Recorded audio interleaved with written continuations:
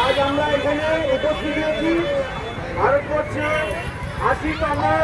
স্বাধীনতা দিবস উপলক্ষে আনন্দ নিকেতনে শিশু শিক্ষার্থীদের সঙ্গে